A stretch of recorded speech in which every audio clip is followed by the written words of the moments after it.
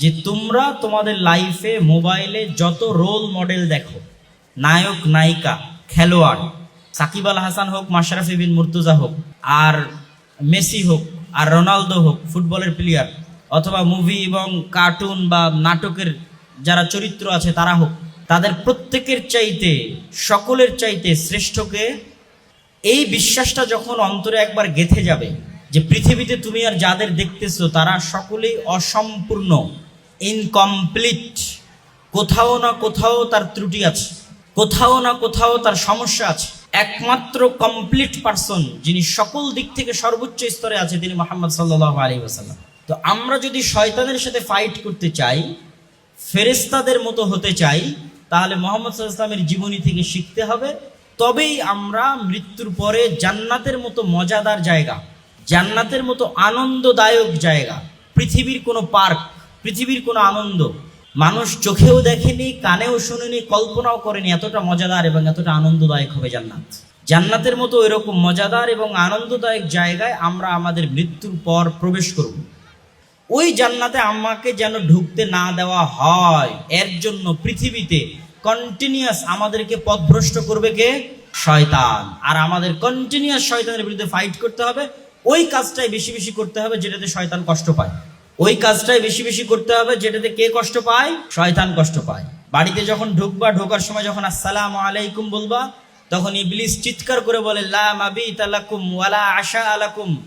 এই শয়তানের চেলা চামান্ডা দোসর বন্ধু বান্ধবেরা এই বাড়িতে আর তোমাদের থাকার জায়গা হলো না, চলো এই বাড়ি থেকে যাই।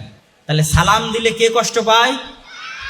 শয়তান কষ্ট পায়। শয়তান এবং এই ফেরেশতার এই চরিত্রের মধ্যে সফল হতে চাইলে মুহাম্মদ সাল্লাল্লাহু আলাইহি ওয়াসাল্লামের চরিত্র ছিল ফেরেশতাদের মতো। শয়তান চমৎকার। শয়তান, ইবলিস মানুষের সবচেয়ে বড় শত্রু।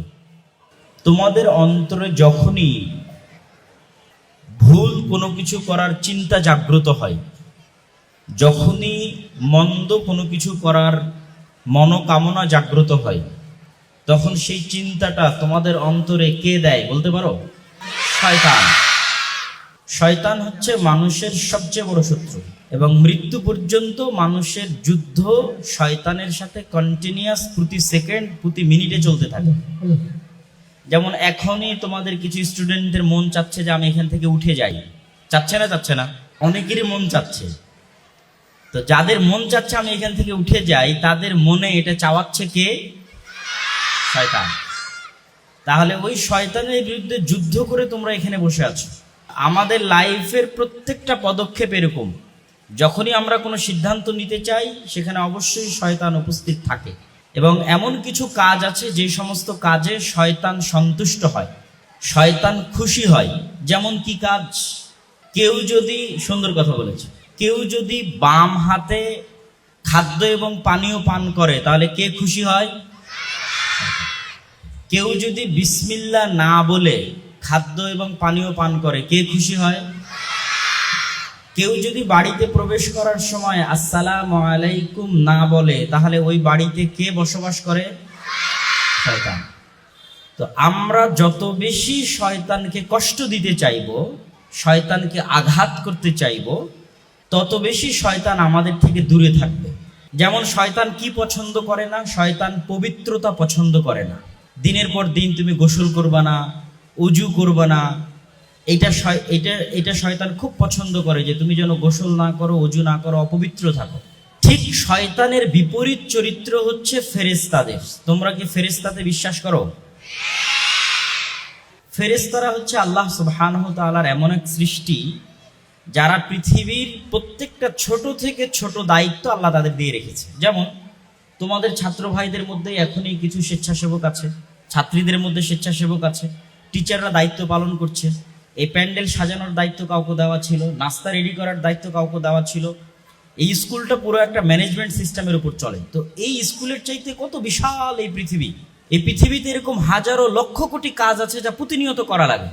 যেমন সূর্যকে উঠা লেগেছে, রাতের বেলা চন্দ্রকে উঠতে হবে, কোথায় বৃষ্টি হবে, কোথায় মেঘ যাবে, বৃষ্টি হতে হয়, বৃষ্টি না হলে মানুষ কিভাবে পানি পাবে, গাছপালা উৎপন্ন হতে হয়, ফল ধরতে হয়, মানুষের জন্ম হয়, মানুষের মৃত্যু হয়, অসংখ্য কাজ। এই প্রত্যেকটা কাজ আল্লাহ ফেরেশতাদের দিয়ে বন্টন করে রেখেছে। যে কোন মায়ের পেটে কখন সন্তান আসবে, ওই সন্তানের ভিতরে কখন রূহ দেওয়া হবে, দায়িত্ব ফেরেশতার।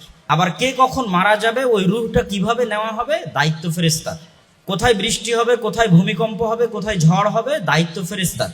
ঠিক আমাদের আমল নামা লেখার দায়িত্ব ফেরেশতার। সূর্য কখন উঠবে, কখন ডুববে, চন্দ্র উঠবে, চন্দ্র ডুববে, সব কিছু আল্লাহ সুবহানাহু ওয়া তাআলা ফেরেশতাদের দায়িত্ব দিয়ে রেখেছে। তো ফেরেশতাদের স্বভাব চরিত্র শয়তানের বিপরীত, আর শয়তানের স্বভাব চরিত্র ফেরেশতার বিপরীত। উদাহরণে আসি, যেমন ফেরেশতারা কোনো সময় অপবিত্র হয় না। তাহলে একটা মানুষ যদি কন্টিনিউয়াস পবিত্র থাকে, মানে অজু ভাঙলেই আবার অজু করে, অজু ভাঙলেই আবার অজু করে, তাহলে ওই মানুষটা কার চরিত্র অবলম্বন করতেছে? ফেরেশতার চরিত্র অবলম্বন করতেছে। ফেরেশতা এবং শয়তান এই পৃথিবীতে এমন দুইটা অদৃশ্য অস্তিত্ব যারা কন্টিনিউয়াস পরস্পরের বিরুদ্ধে লড়াই করতেছে। তোমাদের যাদের অন্তরে এখন ন্যূনতম ভালো কাজ করার ইচ্ছা জাগ্রত হচ্ছে, তাদের অন্তরে ওই ইচ্ছাটা ফেরেশতা দেয়।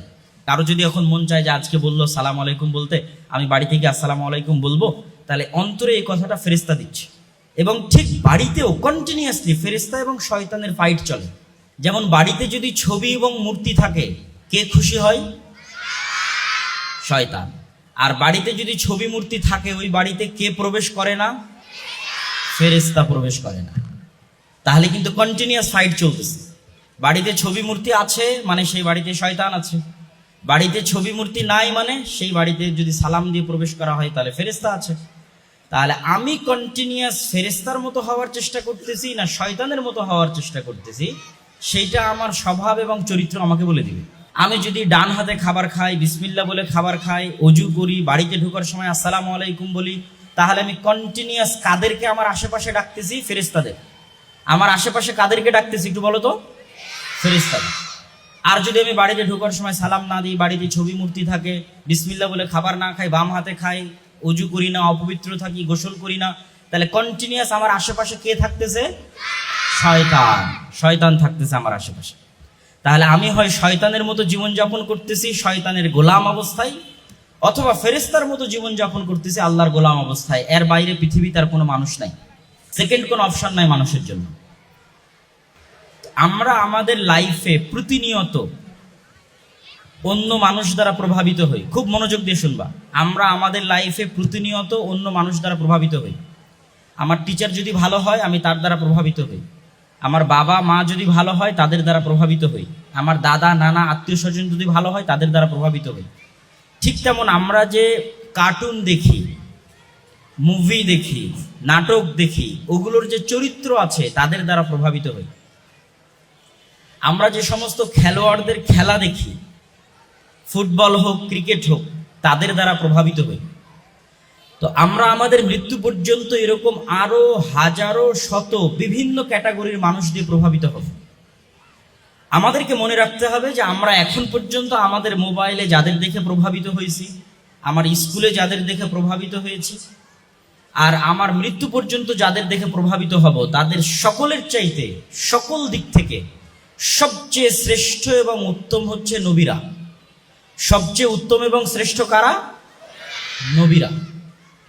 এটা নবীদের জীবনী যদি আমরা পড়ি, তাহলে তাদের জীবনীর সাথে কম্পেয়ার করার মতো, তুলনা করার মতো কোনো জীবনী আমরা দাঁড় করাইতে পারবো না। যেমন ইব্রাহিম আলাইহিস সালাতু ওয়াস সালামের কথা বলল, তারপর ঈসা আলাইহিস সালাতু ওয়াস সালামের কথা বলল, মূসা আলাইহিস সালাতু ওয়াস সালামের কথা বলল, ইউসুফ আলাইহিস সালাতু ওয়াস সালামের কথা বলল। এই প্রত্যেকটা নবীর জীবনে অনেক ইন্টারেস্টিং ঘটনা আছে।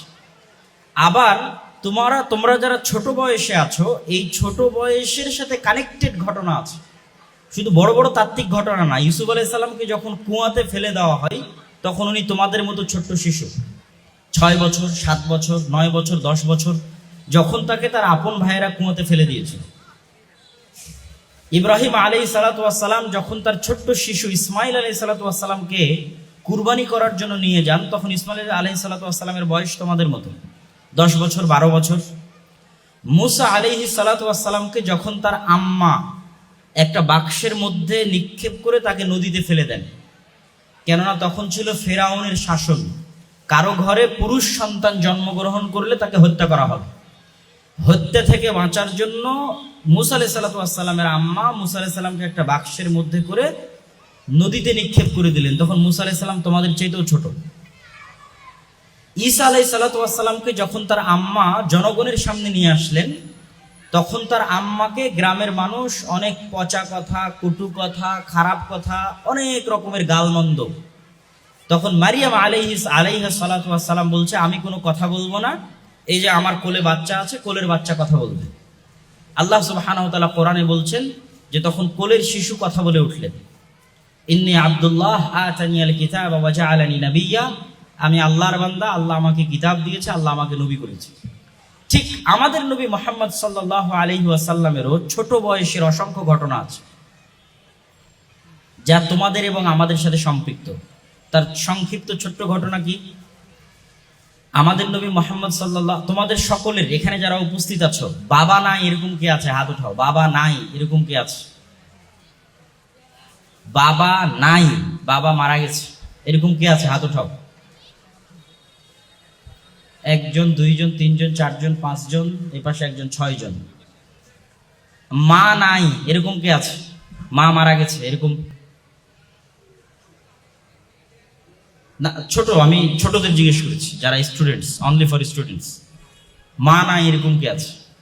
এখন তুমি এখানে বসে কল্পনা করো, চিন্তা করো যে তোমার প্রত্যেকটা চাওয়া ইনস্ট্যান্ট পূরণ করার জন্য তোমার বাবা মা রেডি আছে। তোমার খেলনা লাগবে, বাবা কিনে দিচ্ছে। তোমাকে স্কুলে আনা লাগবে, তোমার মা নিয়ে আসতেছে। তাহলে একটা শিশুর কথা কল্পনা করো যার বাবাও নাই, যার মাও নাই। তাহলে তিনি কত কষ্টে, কত দুঃখে তিনি মানুষ হয়েছে। তিনি আমাদের নবী মুহাম্মদ সাল্লাল্লাহু আলাইহি ওয়াসাল্লাম, যার এইরকম বয়সে তার মাও ছিল না, তার বাবাও ছিল না, এবং মাত্র 8 বছর বয়সে তার একমাত্র আশ্রয়স্থল, যার কাছে তিনি মানুষ হতেন, তার দাদা, তাকেও তিনি হারিয়ে ফেলেন। তার দাদাও মারা যায়। তারপর থেকে তিনি চাচার কাছে মানুষ হন। তাহলে একটা শিশু কি পরিমাণ লাইফে স্ট্রাগল করে মানুষ হতে পারে, এমন তো অবস্থায় যে তার বাবাকে হারিয়ে ফেলেছে, মাকে হারিয়ে ফেলেছে, দাদাকে হারিয়ে ফেলেছে। 8 বছর বয়সে 3 জনই নাই। এবং মা এবং বাবা না থাকার কারণে, অথবা সন্তানকে ভালোবাসা এবং ন্যাচারাল লাইফে মানুষ করার জন্য তাকে পাঠিয়ে দেওয়া হয়েছে মরুভূমিতে, তথা মূল শহর থেকে অনেক দূরের, যেমন তোমাদের যমুনা নদী আছে, যমুনা নদীর চরে, যেখানে তিনি সাদিয়া, হালিমা সাদিয়ার নিকটে মানুষ হতেন। তখন তার বয়স সর্বোচ্চ 4 এবং 5 বছর হবে। তো লাইফে স্ট্রাগলগুলোর কারণে, বাবা মা বিহীন, দাদা বিহীন, দুঃখ কষ্টে মানুষ হওয়ার কারণে আমাদের নবী মুহাম্মদ সাল্লাল্লাহু আলাইহি সাল্লাম ছিলেন সবচেয়ে ভদ্র ব্যবহারের, সবচেয়ে দয়ার্দ্র, সবচেয়ে নরম, সবচেয়ে উত্তম আচরণকারী। কেননা উনি কষ্টে মানুষ হয়েছে, উনি মানুষের কষ্ট বুঝে। একটা এতিমের কষ্ট কি, একটা মিসকিনের কষ্ট কি সেটা বুঝে। যেহেতু আমাদের কোনো কষ্ট নাই, সেহেতু আমাদের মধ্যে অহংকার কাজ করে। যেমন তোমরাই হয়তো বাসায় গিয়ে তোমার ভাই বা তোমার বোনের সাথে খাবার নিয়ে মারামারি করো, তোমার ক্লাসমেটের সাথে হয়তো জিনিস নিয়ে মারামারি করো, যে এইটা আমার লাগবে, এটা আমি দিব না। এই মাইন্ড সেট আপ কেন তৈরি হয়েছে? কেননা তুমি তোমার এক মায়ের এক সন্তান, অথবা এক মায়ের 2 সন্তান। তুমি কোনোদিন কষ্ট দেখোনি। যেহেতু কোনোদিন কষ্ট দেখোনি, শুধু সুখে মানুষ হয়েছ, সেহেতু অল্প সুখ কমলেই সেটা নিয়ে মারামারি শুরু হয়। আরেকজন মানুষ যে জীবনে কিছুই পায়নি, তিনি আমাদের নবী মুহাম্মদ সাল্লাল্লাহু আলাইহি ওয়াসাল্লাম। জি, ওরা শুনতেছে, সমস্যা নেই। তিনি আমাদের নবী মুহাম্মদ সাল্লাল্লাহু আলাইহি ওয়াসাল্লাম, তিনি জীবনে কিছুই পাননি। তাহলে উনি দয়ার্দ্র, ভদ্র, উত্তম আচরণকারী হিসেবে গড়ে উঠেছে। এই জন্য উত্তম আচরণের জগতে মুহাম্মদ সাল্লাল্লাহু আলাইহি ওয়াসাল্লামের চেয়ে শ্রেষ্ঠ কেউ নাই। তোমরা যদি বলো যে আজকে সিরাত মাহফিল থেকে আমরা মুহাম্মদ সাল্লাল্লাহু আলাইহি ওয়াসাল্লামের জীবনী থেকে কি শিখব, তাহলে আমি তোমাদেরকে বলবো যে তোমরা 3টে জিনিস শিখতে পারো মুহাম্মদ সাল্লাল্লাহু আলাইহি ওয়াসাল্লামের জীবনী থেকে। 1, সত্য বলা। 1 নাম্বার কি বলো তো? সবাই জোরে বলো। 1 নাম্বার কি? সত্য বলা। মুহাম্মদ সাল্লাল্লাহু আলাইহি ওয়াসাল্লামের সবচেয়ে বড় বৈশিষ্ট্য ছিল তিনি তার ফুল লাইফে মজাক করেও কোনোদিন মিথ্যা বলেননি। না শিশু অবস্থায়, না কিশোর অবস্থায়, না যৌবনে মজাক করেও কোনোদিন মানুষের সাথে মিথ্যা বলেননি। সমগ্র এলাকাবাসী তাকে জানতো একজন সত্যবাদী হিসেবে, তার নাম হয়ে গেছিল সত্যবাদী। মিথ্যা কারা বলে? যারা ভীরু কাপুরুষ, যারা ভয় পায় তারা মিথ্যা বলে। মা বকবে, টিচার বকবে, বকবে কি হবে? ফাঁসি হবে, শুলি হবে, এর বেশি কিছু হবে না। মা বকবে, বাবা বকবে, কি বকবে? একটা মারবে, বাস, আর কিছু না। কিন্তু ওই বকা থেকে, ওই মারা থেকে বাঁচার জন্য তুমি যে মিথ্যা বলতে অভ্যস্ত হচ্ছ, এটা তোমার চরিত্রকে ধ্বংস করে দিচ্ছে। এই জন্য মোহাম্মদ সাল্লাল্লাহু আলাইহি ওয়াসাল্লামের জীবনী থেকে যদি আমরা একটা কিছু শিখতে চাই, সেটি হচ্ছে মোহাম্মদ সাল্লাল্লাহু আলাইহি ওয়াসাল্লাম জীবনে কোনোদিন মিথ্যা বলেনি। আমরা কোনোদিন মিথ্যা, একটু জোরে বলো, আমরা কোনোদিন মিথ্যা বলবো না। 2 নম্বর, মুহাম্মদ সাল্লাল্লাহু আলাইহি ওয়াসাল্লাম ছিলেন ন্যায়পরায়ণ। ন্যায়পরায়ণ মানে কি? যেটা দিয়ে আমরা আগেরটা শুরু করলাম, যে উত্তম আচরণকারী, ভদ্র ব্যবহারকারী, নম্র, দয়াদ্র, সেটি ন্যায়পরায়ণ।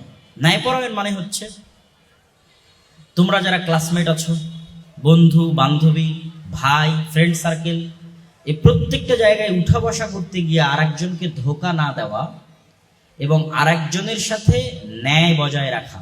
পিতামাতার সাথে ন্যায়, টিচারের সাথে ন্যায়। পিতামাতার সাথে ন্যায় কি? পিতামাতার কথা শোনা, এটাই হচ্ছে ন্যায়। টিচারের সাথে ন্যায় কি? টিচারের কথা শোনা। বন্ধু বান্ধবের সাথে ন্যায় কি? তাদেরকে ধোঁকা না দেওয়া। তো ন্যায়পরায়ণ হওয়া, ন্যায়পরায়ণ হওয়া, সত্যবাদী হওয়া, সত্যবাদী হতে শিখা, ন্যায়পরায়ণ হতে শিখা।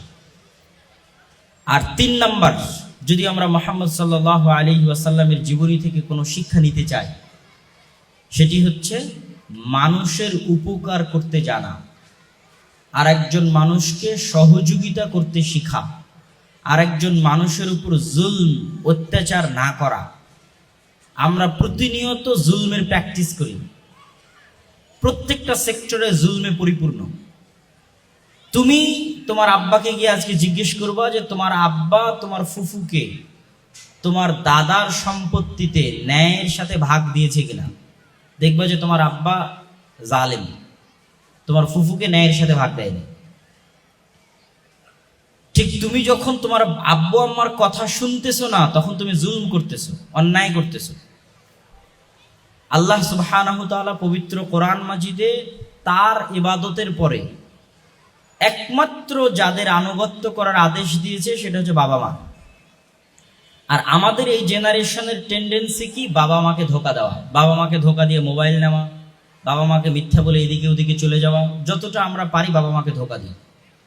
কিন্তু বাবা মাকে ধোকা দিয়ে বা শিক্ষককে ধোকা দিয়ে কেউ কোনোদিন জীবনে বড় হতে পারবে না, কখনোই না। জীবনে যদি আমরা সাকসেসফুল, সফল এবং বড় হতে চাই, সাকসেসফুল, সফল এবং বড় হওয়ার কয়েকটা মানদণ্ড আছে। তোমাদের কাছে মনে হতে পারে যে বাড়ি এবং গাড়ি তৈরি করতে পারা এটা সফল, মনে হতে পারে অনেক বড় চাকরি পাওয়া সেটি সফল, স্কুলে ভালো রেজাল্ট করা সেটি সফল, ফার্স্ট সেকেন্ড থার্ড হওয়া সেটি সফল। অবশ্যই এগুলো ছোট্ট ছোট্ট সফলতা, কিন্তু সবচেয়ে বড় সফলতা হচ্ছে আদর্শ মানুষ হওয়া। সবচেয়ে বড় সফলতা সত্যবাদী, ন্যায়পরায়ণ, পরোপকারী হওয়া। আজকের এডুকেশন সিস্টেমের মূল ভিত্তি হচ্ছে টাকা কামানোর মেশিন তৈরি করা। মানে ছেলেরাও টাকা কামানোর মেশিন, মেয়েরাও টাকা কামানোর মেশিন। যে টাকা কামাইতে পারবে সে সফল। ইসলাম কিন্তু এটা বলে না, আমাদের নবী মুহাম্মদ সাল্লাল্লাহু আলাইহি ওয়াসাল্লাম কিন্তু এটা শিখাননি। সফল কে? যে টাকা কামাতে পারলো এরকম মানদণ্ড নয়, টাকা কামাতে পারতে পারে। মানদণ্ড হচ্ছে যে সত্য বলতে পারলো, যে মানুষের উপকার করতে পারলো, ন্যায় প্রতিষ্ঠা করতে পারলো, জুলম করলো না, না নিজের বোনের উপর, না ভাইয়ের উপর, না বাবা মায়ের উপর অত্যাচার করলো না, সে হচ্ছে সফল। এবং সে কেন সফল? তাকে আল্লাহ সুবহানাহু ওয়া তাআলা ভালোবাসে এবং কিয়ামতে এবং পরকালে, জান্নাতে, দুনিয়াতে যা যা সে পায়নি তার সকল কিছুর ব্যবস্থা আল্লাহ জান্নাতে রাখবে। জান্নাতে থাকবে দুধের নদী। এখন বাজারে দুধ কিনে নিয়ে আসতে হচ্ছে 1 লিটার, 2 লিটার। একটা গাভী দুধ দেয় 10 লিটার, 15 লিটার, 20 লিটার। আর জান্নাতে যমুনা নদীর চাইতেও বড় নদী থাকবে, যে নদীটা হবে দুধের। মানুষ সেই নদীতে গিয়ে দুধ নেবে। জান্নাতের নদী থাকবে মধুর। এখন কত লক্ষ লক্ষ কোটি কোটি মৌমাছি একত্রিত হয়ে একটা চাক তৈরি করতেছে, সেই চাক ভেঙে হাজার হাজার টাকা দিয়ে মধু বিক্রি হচ্ছে। আর জান্নাতে মধুর নদী থাকবে, সমুদ্র থাকবে মধুর। মানুষ তোমাদের মতো ছোট ছোট বাচ্চারা যা পাও না, তোমার যে খেলনার দরকার, হেলিকপ্টার খেলনার দরকার, গাড়ির দরকার, সাইকেলের দরকার, কারো যদি জান্নাতে প্রয়োজন হয়, সে বলা মাত্র সাথে সাথে সেটি পেয়ে যাবে। এর নাম হচ্ছে জান্নাত। এবং আল্লাহ সুবহানাহু তাআলা তার প্রত্যেক সৃষ্টিকে ভালোবাসে। তোমাদের প্রত্যেককে ইন্ডিভিজুয়ালি আল্লাহ ভালোবাসে। তোমার বাবা মায়ের চাইতে বেশি, তোমার টিচারের চাইতে বেশি, তোমার আত্মীয় স্বজন, বন্ধু বান্ধব, ফ্রেন্ড সার্কেলের চাইতে বেশি, প্রত্যেককে তোমাদের সৃষ্টিকর্তা বেশি ভালোবাসে। তাহলে সফল সেই ব্যক্তি, আল্লাহ সুবহানাহু তাআলা বলছেন যে সফল সেই যে কিয়ামতের দিন দেখবে যে তাকে জাহান্নামে নিক্ষেপ করা হচ্ছে না, বরং জান্নাতে যেতে দেওয়া হচ্ছে। তো জান্নাতে যে যেতে দেওয়া হচ্ছে, এইটি হচ্ছে মানুষের জীবনের সফলতার মানদণ্ড। আর এই সফলতাটা যদি আমরা অর্জন করতে চাই, আমাদের কন্টিনিউয়াস শয়তানের বিরুদ্ধে যুদ্ধ করতে হবে। আর শয়তানের বিরুদ্ধে যুদ্ধ করার জন্য আমরা হেল্প পাবো কোথায়? নবীদের জীবনীতে। নবীদের জীবনীতে অসংখ্য শিক্ষা পাবা শয়তানের বিরুদ্ধে যুদ্ধ করার জন্য। ইব্রাহিম আলাইহিসসালাতু ওয়াসসালামের জীবনী, আমাদের নবীর জীবনী, মুসা আলাইহিস সালামের জীবনী, এই জীবনীগুলো তোমাদের জানা উচিত, পড়া উচিত। বাবা মায়ের উচিত, টিচারদের উচিত ক্লাসে আলতু ফালতু গল্প না করে মাঝে মধ্যে দুই একটা নবীদের জীবনী শোনানো। এবং আমি তোমাদেরকে আরো স্পষ্ট করে আমাদের মূল টপিকের দিকে নিয়ে যাই। আমরা কি এই পৃথিবীতে আমাদের বাবা মায়ের ইচ্ছায় এসেছি? যে আমাদের বাবা মা একটা সুইচ বাটন ছিল, যেখানে অপশন দেওয়া ছিল কালো কালারের ছেলে নিবা না মেয়ে নিবা, সাদা কালারের নিবা নাকি চুল লম্বা নিবা ছোট নিবা, তো মেশিন বাটনে প্রেস করেছে আর তুমি বের হয়ে এসেছো। এরকম হয়েছে নাকি? এরকম হয়। মানে তোমাদের বাবা মায়ের ইচ্ছা ছিল না যে কেমন সন্তান সে নিবে, এই স্বাধীনতা তার ছিল না। ঠিক আমাদেরকে অপশন দেওয়া হয়েছে যে আমরা একটা সুইচ বাটনে ক্লিক করলাম আর পৃথিবীতে আসলাম। এরকম মনে পড়ে তোমাদের? এরকম হয়। তার মানে আমাদের অনিচ্ছা সত্ত্বেও এবং বাবা মায়ের ইচ্ছার বাইরেও আমাদেরকে পৃথিবীতে পাঠিয়েছে কে? একটু জোরে বলো, কে পাঠিয়েছে? আল্লাহ। তাহলে এখন যদি এই পৃথিবীতে আমরা আমাদের ইচ্ছার বাইরে, বাবা মায়ের ইচ্ছার বাইরে এসে থাকি, আল্লাহ চাইলে আরেকবার কিয়ামতের মাঠে তিনি আমাদের আনতে পারবেন না? পারবেন না? পারবেন। একটা কাজ একবার করা কঠিন, দ্বিতীয়বার করা অনেক সহজ। আল্লাহ যখন ফার্স্ট টাইম এখানে আমাদের নিয়ে আসছে, সেকেন্ড টাইম পুনরায় তিনি আমাদের কিয়ামতের মাঠে নিয়ে আসবেন। এবং এই রুহের কখনো মৃত্যু হয় না, এই রুহ জাস্ট জায়গা ট্রান্সফার করে, চেঞ্জ করে। তো এই রুহ আমাদের এখান থেকে বের হয়ে আল্লাহর কাছে চলে যাবে। তারপরে যখন আবার কিয়ামত হবে, তখন আবার আল্লাহ সুবহানাহু ওয়া তাআলা সেই রুহটাকে দিয়ে দিবে। এই জন্য এই রুহের রহস্য কোনো ডাক্তার ভেদ করতে পারে না, কোনো সায়েন্টিস্ট ভেদ করতে পারে না। তাহলে যেহেতু আমাদের মৃত্যু হবে, মৃত্যুর পর পুনরায় আল্লাহর সাথে সাক্ষাৎ হবে, তখন জান্নাত এবং জাহান্নাম থাকবে। তখন জান্নাতের মতো মজাদার জায়গায় আমি ঢুকতে পারছি কিনা, এটাই হচ্ছে সফলতার মানদণ্ড।